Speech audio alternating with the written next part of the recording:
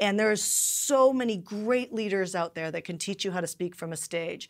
But I'm going to tell you, when it gets to the offer, the less crafted into a perfect offer and the more about your life, you can damn well rest assured that I'm telling you the truth. It is 100% honest, and I can lead you right down the pipe of what I've learned and then make you an offer on the end.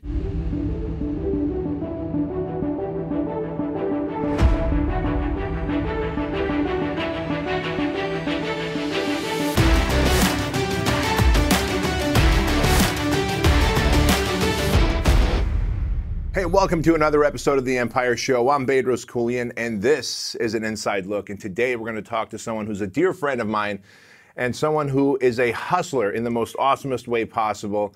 This woman just fills me up with so much excitement every time I'm around her. Ladies and gentlemen, Shanda Sumpter. How are you, Shanda? Hey, I'm good. I'm happy to be here. Listen, thank you first of all for being here. I feel like I'm just talking to an old friend because we've known each other for several years now. And if you have never heard of Shanda, I'd be shocked. But if you haven't, let me tell you a little bit about her. She really is in the event and coaching industry, right? Like you do a lot of business coaching and you run events. And I've had the good fortune to speak at a couple of your events, both Mastermind and your big annual event. Actually, it's not even annual. You have it several times a year. Zone. Or is it? Zone event. Zone events once a year. Okay, annual. Maybe it just seems like it comes up often because you're so good at promoting it. But to see the energy of the people that you pack in there really speaks to a lot of who you are because we tend to attract people like us, right? Like who we are. And I've seen more people reach out to me afterwards after you're doing your talks at your events than any other place. And I think because you've really conditioned your audience to be invested in themselves. And be generous. And be generous, yeah. Yeah. And so they ask all the right questions. They're very generous. They are, you can tell they're self-invested. But you didn't always start off as a coach and someone running events. You started off actually in a different country. So why don't we kind of start off with who Shanda started off as in Canada? It's actually crazy that you're bringing that up. So I was talking to my mom on my way down here. And I created a video that went viral that was about my history and about my story. And it was about when I was a little girl, my mom had a boyfriend and he had a nickname for me and it was Stupid. Oh. And I sent this video to my mom and she never said anything to me. And so on my way down here, I'm like, I sent that video to her like a month ago. She didn't say anything. And so I thought maybe she might be hurt about the fact that even though I was the one who, when I was little, her boyfriend not only called me stupid, but made me eat food I didn't want to eat. He hit me. You know, I would say, I would never put myself in a category to think that I was abused as a child, but the truth is I was. Yeah. And my mom and I have talked about it many times, but I can imagine the guilt on her is massive. Sure. So I thought, oh shit, like I kind of pushed the envelope too far. And so we talked about it on the way over here. And she said, so something I've never told you is that the school came to my mom's house. She'd never told me that. And she said, I didn't say anything about the video because it dawned on me that I should have known. And so the school came to the house and my mom thought they were blaming her for abusing her daughter because I guess I had bruises all over me. And she's like, are you saying that I would ever hit my daughter? And she's like, was mortified. Never realized that the man sitting next to her could have ever done that to me.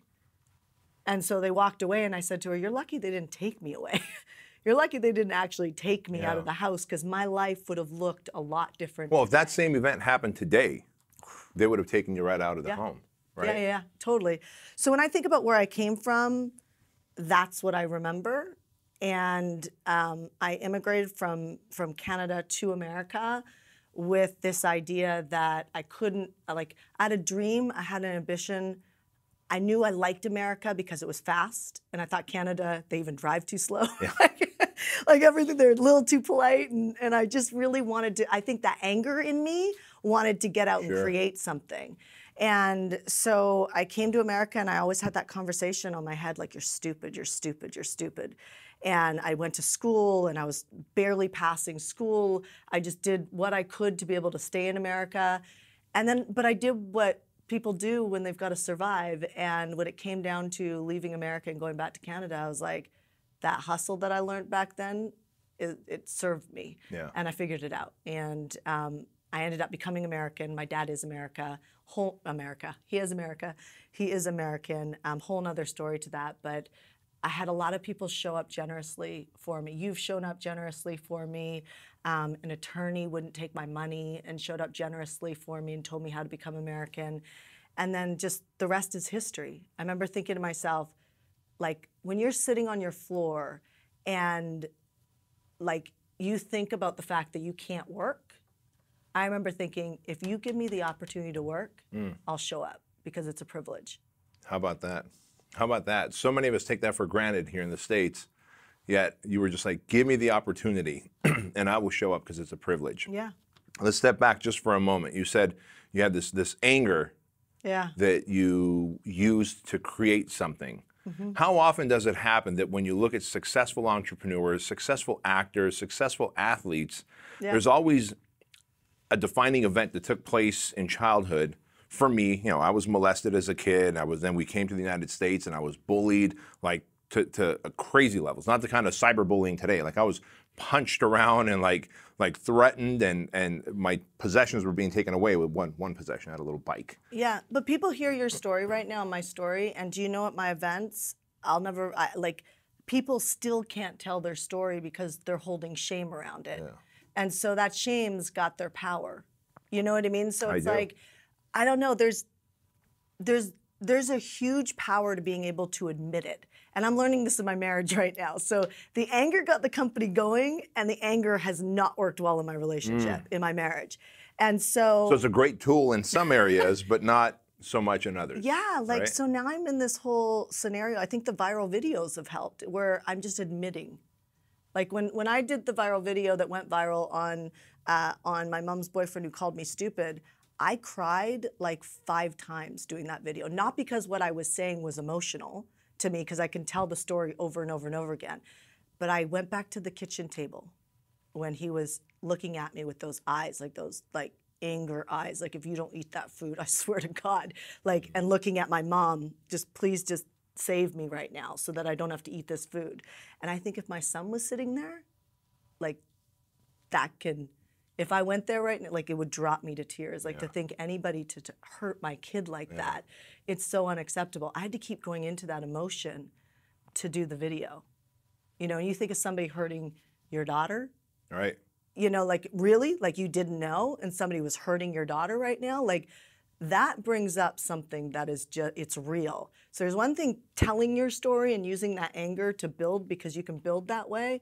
It's another thing accessing the vulnerability of just admitting what that really is. Do you understand what I'm saying? Yeah. Because otherwise you're being held hostage by shame because you can't talk about it. Or you talk about it like it's out here, a thing, to use it to get somewhere. Yeah, which is called disassociation. Like, I actually whenever I would think about it, I always would think about what happened to me as a kid, being molested, as what happened to that little boy. I never said what happened to me. In my own head, I said what happened to that little boy. Yeah. And it was interesting because when I went to a therapist about 5-6 years ago now, to deal with my anxiety issues, I was just there. And in 4 weeks, he helped me deal with anxiety and explained to me how to overcome the anxieties I was having. Great, I'm done. And on the way out the door, he goes, "Hey, before you leave, is there anything else we need to talk about in your life? Is there family issues, parents, whatever?" I'm like, "Oh, parents, come on. I come from a communist family. So I was never put on restriction. I was slapped around by my dad. But what happened to me even before leaving the Soviet Union was even worse than being slapped around by my mom and dad." And he goes, "Wait a minute, there was something worse than physical abuse?" And I broke down and started crying. And it was the first time that I had said that I was molested instead of in my head, that little boy. And when I told him that, he goes, "That's called disassociation." And when you're living out here and you're not being truthful of who you are, you're not tapping into being vulnerable, people know that this person's not being authentic, because it shows up in every other part of your life. In your marriage, it'll show up in your health and fitness, it'll show up in your business. Yeah. And so I'm curious because there's so many people who end up following the Empire show simply because of Craig and I and openly talking about just the messed up childhoods that we both had. Like his childhood wasn't great either, right? His dad, who was just, oftentimes drunk and would sit him next to him on the tractor, and the whole day was spent not saying a word to each other. Like that was Dad's way of showing love. Sit there, I'm drunk, now I'm going to plow the fields.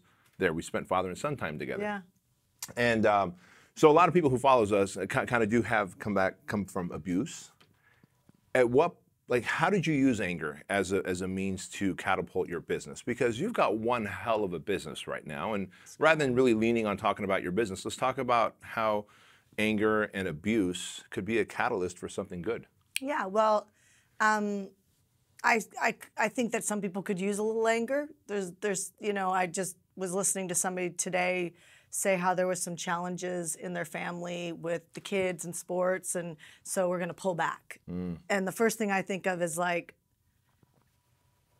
okay, well, then you're never really going to build something. Because the pullback, like everybody thinks like, I'm going to pull back, but that's why you're not the entrepreneur you want to be, because it's that pulling back actually strengthens a limitation that I can't do it, instead of figuring it out. So I just did another video around like moms having mom guilt, and this whole conversation, it's parents, dads, everybody, right? It's like they have this parent guilt. And somebody posted and said, I said, you can have your vision and be a great parent.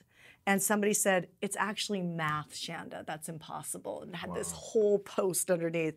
And I was like, look, like I have no issue with anybody being 100%. If I was 100% in with my kids at home, wanted to be a stay-at-home mom, let me tell you, it'd be dialed in. I mean, it'd be dialed in. But that's not my vision. Like that sounds boring to me. That's not my vision. I don't think that would be a good spot for me. But when I put my phone in a box and I get up, I was up at 1 o'clock in the morning this morning, right? So I woke up at 1 a.m. I'm not saying I do that every day, but I'm definitely up at 4 a.m. every day. Right. And I work, and that's so that when he gets up, I can have breakfast with him. I don't make his lunch. I don't, like, that's just pure math. I don't cook. I don't make his lunch. I don't clean. But I am very much a hands-on mom. I dress him, I take him shopping, I go paint pottery, I go get my hands dirty at the beach. I'm done work at 3 o'clock so that I'm with him. I'm anal about that. It's very rare that I'm in a situation where it's past 3 o'clock and I'm doing something. It's very rare because of the way that I run my schedule. So I just think about the fact that anger, like when I look at anger, what would piss me off is missing my career.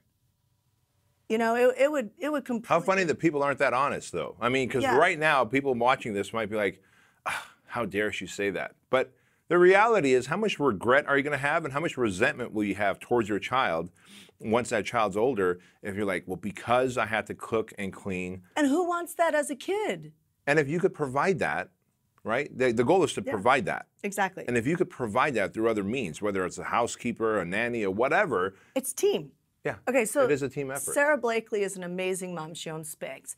And Jesse Itzler is an amazing dad, right? And the two of them are two highly ambitious people.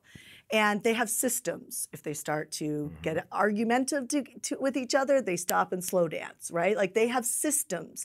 We have teams. You don't build a billion-dollar company without figuring out how to be a great leader and build teams, right? So when you stop dealing with a B team around you and you get an A team, then that changes the whole scope of how things grow. So when you start to learn these lessons, you start to realize the math is actually in the leadership.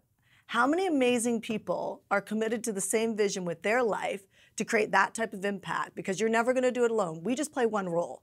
We play one role and one role only when it comes to inside the company.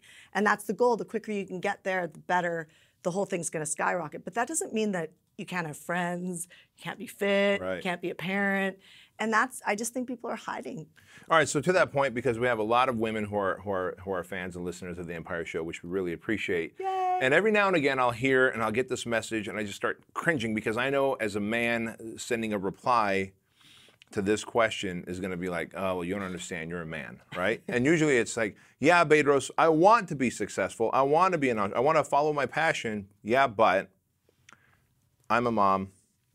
I'm a wife who's going to cook and clean, who's going to do all that stuff. They almost look at it as they have to take on these duties that, like you said, your child doesn't want you necessarily to wash their clothes. Your child needs and probably wants clean clothes, but your child doesn't want you to wash the clothes. They want you there playing with them. They want you there putting them to bed, which all those things you do as a mom. Yeah. So how do you answer that question when someone says, I need to be there? So I am there. I mean, I am there. If I had to work a 9-to-5 job in a corporate environment that I couldn't be, like my son is in hyperbaric oxygen chambers right now because he doesn't say his S's. And so who do you think takes him 95% of the time? That's at 2 o'clock. So it has to be 5 days a week that he goes. I have to do that for 40 days straight, right? And so, or 40 sessions straight. And I get to go do that because I'll alter my schedule. So the truth is what are you not willing to give up to be a great mom and a great leader? Because it's not about, if they love to cook, then that would be, instead of me doing pottery with him, like painting, right? We'd cook. Yeah. If I could do it, we would do it. So my nanny does it, and he cooks with her, and he's got a chef hat, and he makes eggs, and he loves it. But that's not with me, that's with her, that's their bond. Good. And I think the biggest thing women entrepreneurs need to understand, or women who want to strive to become entrepreneurs, just absolve yourself of that guilt. Like, this is not the 1950s and 60s. We live in a time where you can spend plenty of time with your kid while still being able to run a business and do the things that you don't want to do. Well, and the other thing that they contemplate with or they struggle with is being feminine and being masculine. And, you know, that's a real, like when you've got a really strong drive, that's a game that you have to contend with. So I take the last week of every month off. And now I'm going into, you know, holiday season or skiing season. We're going to go ski. All Voxer, everything comes off my phone. And so for 2 weeks, I do nothing but shop and I bake. I love to bake. And I'm a total girl. You know, and I've got to balance that out because I have a really strong drive. So women will say things like, I'm too masculine.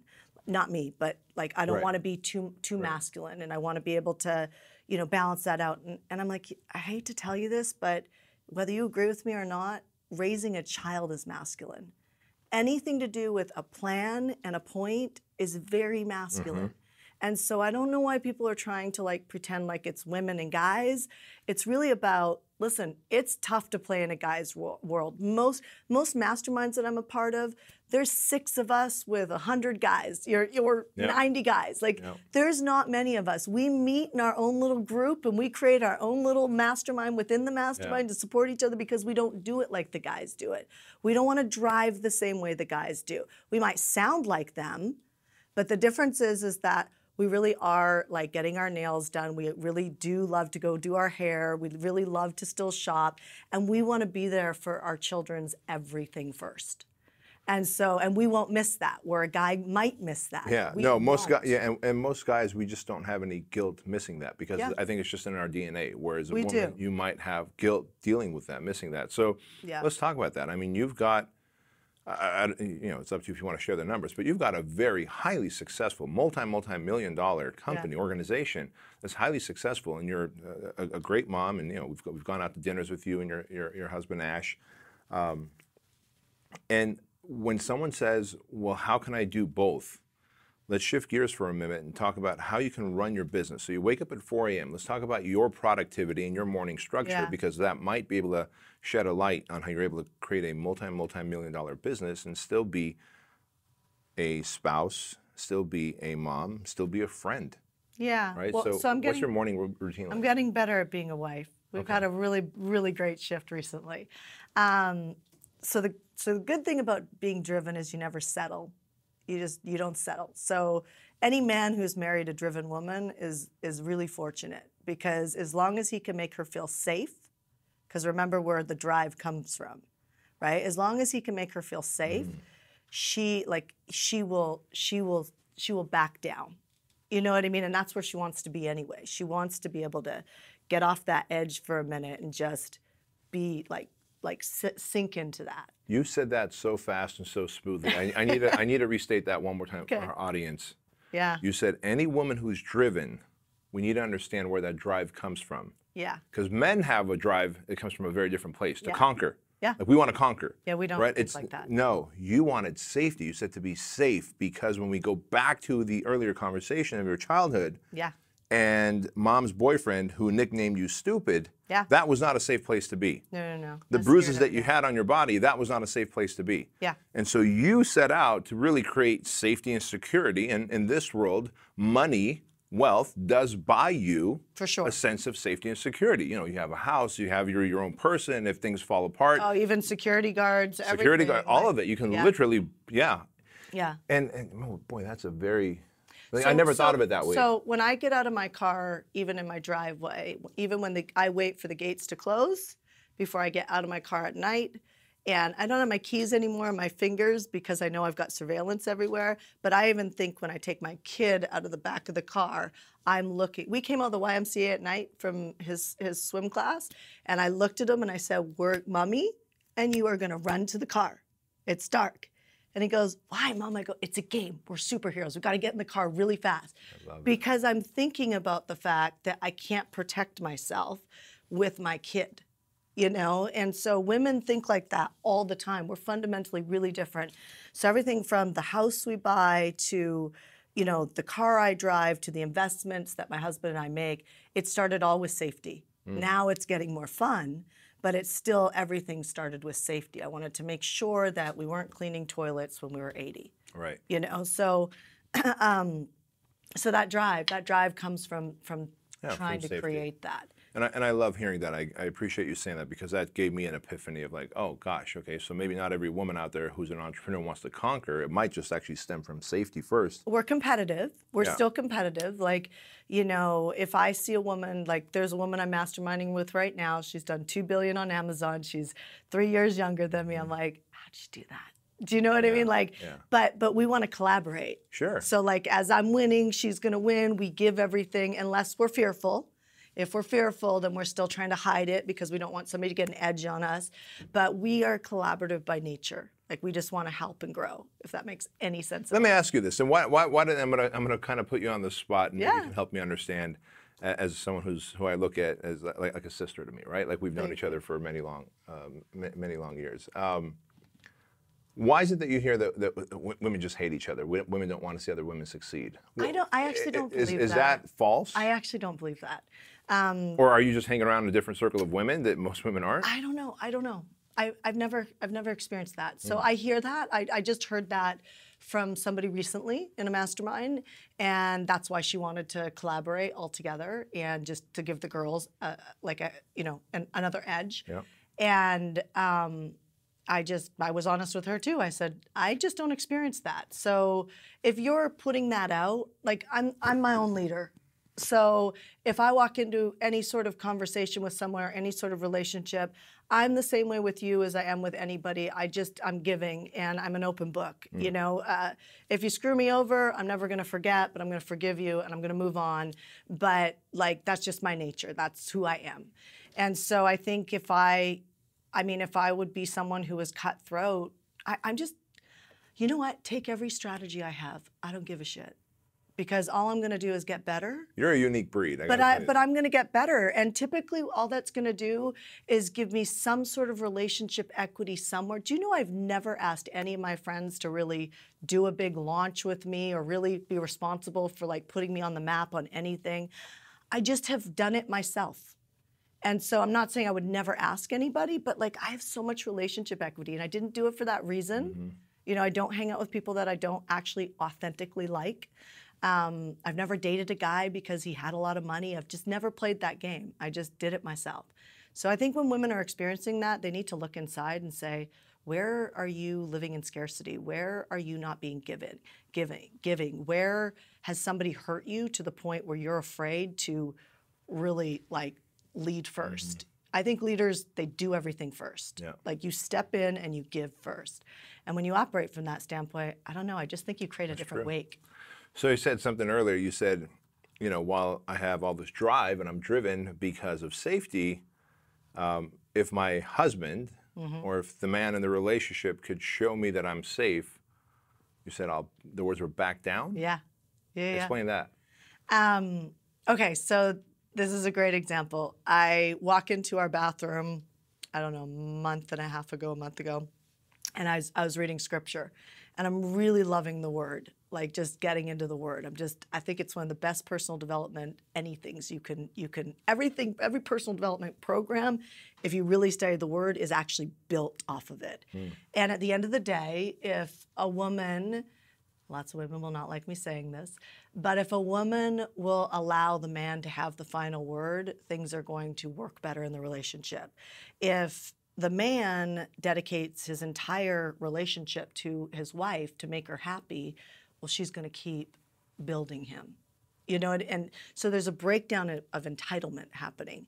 And, you know when I give in a relationship and like think about my safety back from the core, nothing was safe. So I walk in the bathroom and I'm reading the word and I come downstairs and our son Zach is in there with them and he's like, "How you doing, babe?" And I was like, "Relationships are hard." And I just busted down crying. And it was a really vulnerable moment of giving up being right about everything I've done for him. And just like realizing like I remember somebody saying to me, Ash like helps with Zach. Ash like plays soccer with him like 3-4 times every morning before school. Ash will like help me get him to school if something comes up. And I'm like, he's his dad. Like that's what dads do. And I didn't realize how much entitlement I had built in my mind about this amazing man who has been so giving. I mean, he doesn't want to live in San Diego, but he does. I mean, he likes it now, but like he's given up so many things that I just thought that's what you do to be a great husband. And I didn't give him a lot of credit for that. Then it dawned on me, I was like, holy shit, I'm the problem. Like I have a good relationship and not an extraordinary relationship because I'm the problem. I'm walking around entitled about him doing everything that he should do, and I'm missing the fact that this guy just wants to love me. And I have no role model, and why did I ever think that I was doing it right and my way was right? And I just shifted, and he fell head over heels in love. Oh, wow. And we just have been incredibly unstoppable since. So you touched on something you said, because I had no role model. So isn't that funny? Because if you look at the divorce rate, yeah, it's brutal. It's at 50%, and I'm convinced of the 50% that don't divorce, half of them act divorced. Yeah. There's no communication. There's no real roommates. Yeah, they're roommates, exactly. So you look at the kids growing up, they may not have a great role model for mom or dad, and then they grow up and they have these expectations and entitlements. Yeah. And then end up building resentment off of those expectations and entitlements. It's brutal. When really they had no role model to begin with in the first place. It's brutal. Yeah. It's so brutal. I mean, if you believe in anything scripture, that would be the definition of the enemy playing on the planet. And, there's only 2 covenants you go into, one with God and one with your spouse. And it's not with your church, it's not with your friends, it's not even with your kids. It's actually you and your spouse and you and God. And so if you're operating and you don't have a full cup in those 2 areas, then you're in a dangerous zone. Sure. I mean, because your thoughts are where the enemy comes in and plays. And as soon as he's in there, it just takes one thought that leads to another thought, and before you know it, you're texting somebody else, or it's just, thank God I've got high integrity, but it still doesn't count for the fact that when you're thinking about your spouse and thinking that they could be this or they could be that, or if only, and it's like, gosh, damn it, you're stronger than that. Why would you? Well, the truth is, anyone on the other side could look at us, right? Like, my spouse could look at me and go, well, if only. Like, there's really an if only on all of us. So who am I to if only when there's a lot of if onlys on this side that I can improve, that I need to improve, that I need to work on? Yeah. Let's kind of shift gears for a moment and go back to that hard-charging Shanda for a moment, because I really love, what I love about the show is I'll just jump around wherever I want, because I just take the interest that I have in people, and then people are like, man, I really love how you went from this. So I recently interviewed a friend, his name is Wes Watson. He was in prison for 10 years. Ugh. He just got out his 16 months, so he's still on parole. So I actually went to San Diego to interview him. He lives in San Diego. He can't leave San Diego. Wow. And, I kept taking him in and out of prison in the interview. Yeah. prison life, and then back to being an entrepreneur, because he's an entrepreneur now. Doing actually, he hired or he works with Rich Chevron. Oh. Yeah. And he does about $150,000 to $200,000 a month in revenue, and does Good great for himself. him. He's just out there. He's, as he calls it, he's the most popular felon on the internet because he's got this tremendous YouTube show where he's just freely giving advice to people and keeping them out of jail or jail, right? Yeah. Real prison or the mental prison we tend to find ourselves in. But we kept bouncing in and out of that, and I found that when I do that, because I take interest, so I'm going to do that with you. What we shared there was really awesome, but let's go back to being in business for a moment. You are so good at commanding an audience at events. Not only at our events, like you spoke at Craig and my event, the Empire Business Summit, but when I come to the Zone event, and I'm backstage watching you speak, and the way you speak with passion, the way you pour with passion, and that's all great, and you fill up seats, and we can't sit here and learn about how you fill up seats and all that. In fact, one of these days Craig and I were talking, we want you to come and teach at the Empire Mastermind. Yeah. And so we'll have you do that. But what I'd like you to just share for a moment, not so much how you command the stage, but how you are so good at selling from the stage, because you do sell some high-ticket coaching programs. Yeah, I'm not afraid of money. Okay, so explain that. The one, not afraid of money, and two, is there a 3, 4, 5, 20-step process of selling from the stage? Because if you can sell from the stage, you can sell on social media. Okay, so you and I both have this in common where the stronger my leadership gets, it means less about the actual offer. And so my strategy is I always practice an offer. I always practice a repitch. I have a big wine fridge wall in my house, and it gives a good reflection, and I literally practice in front of that. So before I go into any event, well, my own events, my big events that I'm actually selling, I have practiced that offer multiple times, and I never give the same offer at the big events ever twice. I tried to do a great offer and replicate it, and I wasn't in that offer. Really? So even though it sounded amazing, it was so well rehearsed, like I wasn't there. The first time you were, but you weren't able to replicate it. I wasn't able to replicate it. So what I've realized about myself is whenever I'm going to make an offer in a big room, a room that it's cost a lot to put on this event, I really, like, you don't want to bomb it. And so I think about what is the big lesson that I've learned? Like what's something that has happened in my life? So one of the best offers I ever made was actually supporting my husband. The story was supporting my husband doing the Kona Ironman. It was a big dream of his. And there's a moment when we're on the road, and see, I'm getting there right there. And we're on the road, and we're in Hawaii, and we're running along the side of the road. I'm running next to him, and he looks over at me, and he's like, "Babe, I'm bleeding."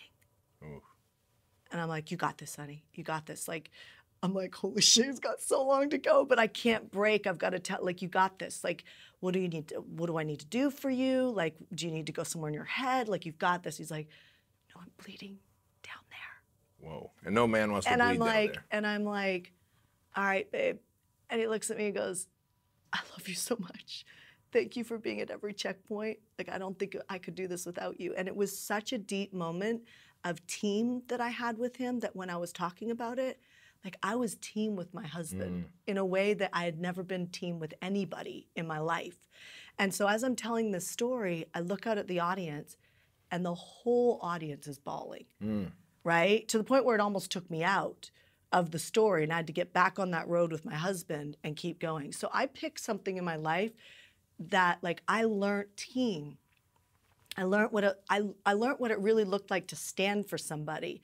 When you're 17, 18, 20 hours out there, you got a brand new baby, everybody's gone to eat, gone to nap, and you're still out there, you know, with your husband when you can't see him somewhere on the court. It's a big deal. Yeah. You know, you can bail anytime. Lots of wives go like, "Sorry, I got a new kid, I'm out, you know, I'll see you at the finish line maybe." You know, I was there for that guy. And he was there for me while we were doing this race together without me physically doing it. So that offer just crushed it because I was sharing what I was learning. So I guess what I would say is, like, you know what you're going through, and you know that story better than anybody can teach you how to do an offer. And there's so many great leaders out there that can teach you how to speak from a stage. But I'm going to tell you, when it gets to the offer, the less crafted into a perfect offer and the more about your life. And think like you're like an Emmy award winning actor or actress. You can't tell the story. Like when I tell the story about being abused versus being at the table and getting in it, it is two different stories.